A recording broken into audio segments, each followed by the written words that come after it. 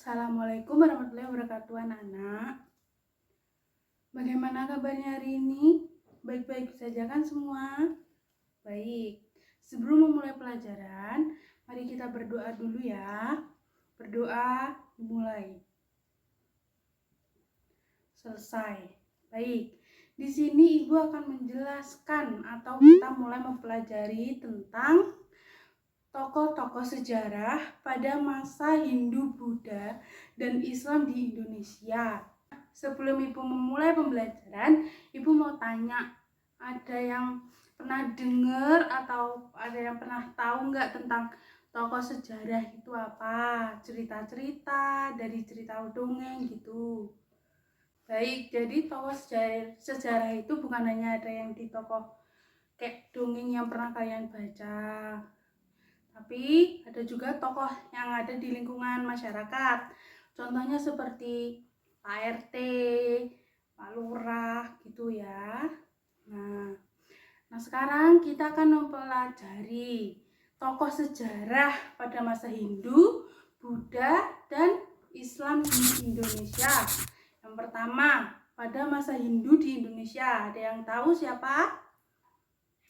Baik, Ken Arok ya contohnya ya. Nah, Ken Arok itu pendiri Kerajaan Singosari. Beliau juga cikal bakal raja-raja dari Raja Majapahit. Kemudian ada juga contohnya tokoh sejarah Mula Warman. Mula Warman menggantikan Aswawarman sebagai Raja Kutai.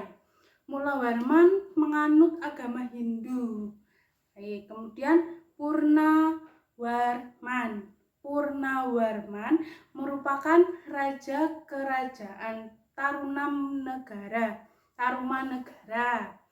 Kerajaan Tarumanegara merupakan kerajaan tertua kedua di Indonesia setelah Kerajaan Kutai. Jadi kerajaan tertua yang kedua itu Kerajaan Tarumanegara. Nah, kemudian yang kedua Kerajaan Kutai, ya. Kemudian ada Airlangga. Airlangga adalah Raja Kahuripan. Beliau memerintah pada tahun 1019 sampai 1949.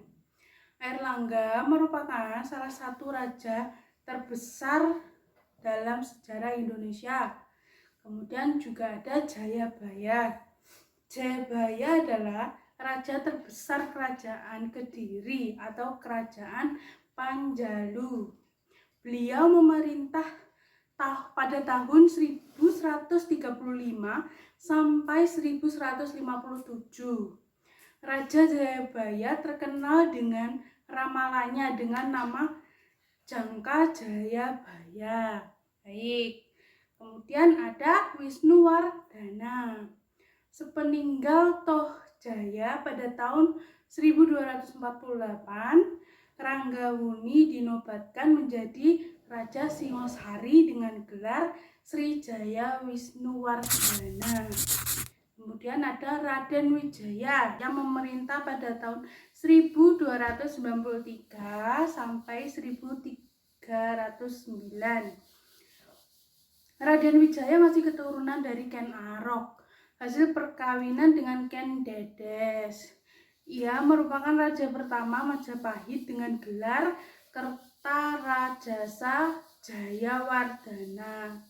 Kemudian ada juga Jayanegara yang memerintah pada tahun, ada yang tahu?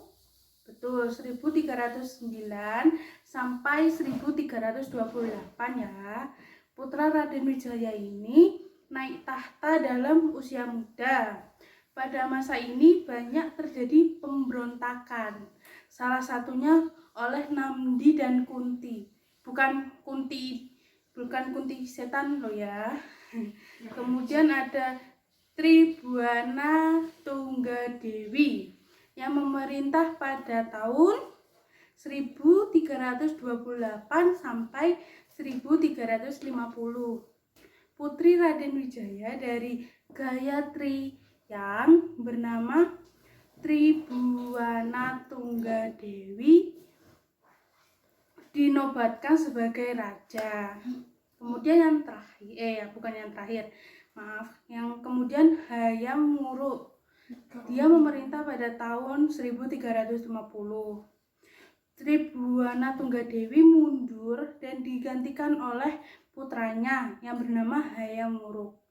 Ia bergelar Sri Raja Sanegara. Kemudian yang terakhir ada Gajah Mada. Nah, Gajah Mada ini yang kalian pasti tahu ya kan? Gajah Mada adalah Patih Mangkubumi atau Mahapatih. Kerajaan Majapahit terkenal dengan Sumpah Palapa yang isinya ingin mempersatukan Nusantara di bawah kekuasaan Majapahit. Nah, itu tadi yang tokoh sejarah pada masa Hindu di Indonesia ya. Coba tadi sebutkan tokoh sejarah pada masa Hindu di Indonesia. Tadi ada yang tahu siapa saja? Mulawarman, Purnawarman, Erlangga, Jayabaya, Ken Arok, Wisnuwardana, Raden Wijaya, Jayanegara, Tribhuwana Tunggadewi, dan Hayam Wuruk dan Gajah Mada. Baik. Kemudian tokoh sejarah pada masa kejayaan Buddha di Indonesia. Tadi kan Hindu, sekarang Buddha ya. Yang pertama, Ratu Sima. Ratu Sima adalah ratu di kerajaan Holing atau kerajaan Kalingga. Beliau memerintah dengan baik, keras, tapi juga adil. Barang jatuh di jalan tidak ada yang berani menyentuhnya. Rakyat kerajaan Kalingga hidup aman dan sejahtera. Kemudian yang kedua ada Shailendra Samaratungga. Di masa Raja Samaratungga, dinasti Shailendra mencapai puncak kejayaan dalam agama, kebudayaan, dan ekonomi. Terbukti dengan hasil peninggalan sejarah yang ada sampai sekarang, contohnya seperti Candi Borobudur. Kalian tahu kan Candi Borobudur? Nah, itu peninggalan dari Shailendra Samaratungga. Baik, kemudian yang ketiga ya tadi ada Balaputra Dewa. Pada zaman pemerintahan Balaputra Dewa, Sriwijaya menjalin hubungan dagang dengan kerajaan di Jawa, Semenanjung, Malaya, dan Cina. Kemudian yang keempat ada Sakyakirti. Sakyakirti adalah seorang mahaguru Buddha di kerajaan Sriwijaya. Menurut kesaksian I Ching, nama yaitu Sriwijaya telah menjadi pusat agama Buddha. Kemudian ada yang terakhir, Kertanegara. Kertanegara adalah raja terakhir kerajaan Singasari. Beliau adalah cicit dari Ken Arok. Kertanegara memerintah pada tahun 1268 sampai 1292. Kertanegara bergelar Sri Kertanegara Wikrama Darmotungga. Nah, berikut tadi kan ada yang kerajaan pada masa kejayaan Buddha ya. Tadi bisa disebutkan siapa saja tadi? Ratu Sima, Shailendra Samaratungga, kemudian Balaputra Dewa, kemudian Sakyakirti, kemudian Kertanegara. Bagus. Kemudian yang terakhir, tokoh sejarah pada masa kejayaan Islam yang ada di Indonesia. Ya. Nah, yang pertama, Sultan Iskandar Muda. Sultan Iskandar Muda memerintah kerajaan Aceh pada tahun 1607 sampai 1636. Tata pemerintahan masyarakat Aceh yang dikembangkan oleh Sultan Iskandar Muda masih berlaku hingga sekarang. Sampai sekarang ya. Kemudian Sultan Agung Hanyokrokusumo. Nah, namanya agak susah ya. Sultan Agung Hanyokrokusumo adalah raja kerajaan Mataram. Sultan Agung mengirim tentara Mataram untuk menyerang Batavia atau Jakarta, namun gagal karena senjatanya yang tidak lengkap. Kemudian ada Sultan Ageng Tirtayasa.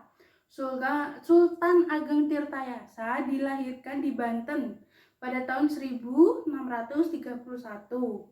Pada tahun 1683, Sultan Ageng tertangkap dan dipenjarakan di Jakarta. Pada tahun 1692, Sultan Ageng Tirtayasa meninggal dunia dalam penjara. Kemudian ada Sultan Hasanuddin. Sultan Hasanuddin adalah raja kerajaan Gorontalo atau Makassar. Beliau dilahirkan di Makassar pada tahun 1631 dengan nama Muhammad Bakir.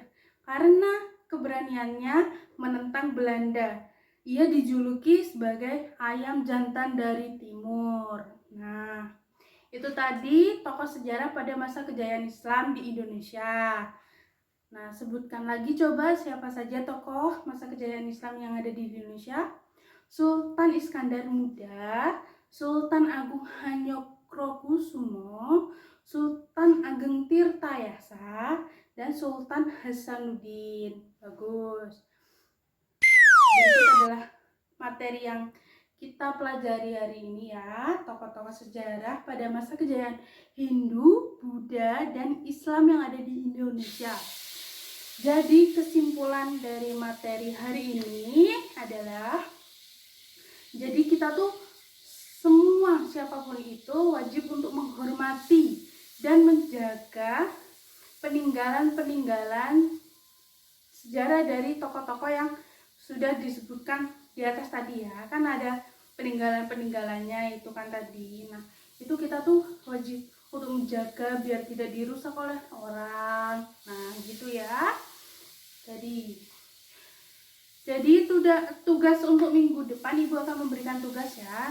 Itu tugasnya 3 kelompok, dibuat kelompok ya kan. Nanti Ibu akan membagi kelompoknya. Tugasnya itu membuat mading untuk ditempel di belakang kelas kalian. Jadi isi madingnya itu foto dari tokoh-tokoh sejarah yang ada di Buddha, Hindu, dan Indonesia. Nah, lebih bagus itu kalau diberi fotonya ya. Jadi kalian bisa ingat dan hafal gitu ya. Nah, kelompok 1 itu tokoh sejarah pada masa kejayaan Hindu di Indonesia ya. Kelompok 2 tokoh sejarah pada masa kejayaan Buddha di Indonesia. Kemudian yang kelompok 3 tokoh sejarah pada masa kejayaan Islam yang ada di Indonesia. Nah, paham kan sama tugasnya? Baik, pintar. Nah, sekian pembelajaran hari ini. Wassalamualaikum warahmatullahi wabarakatuh.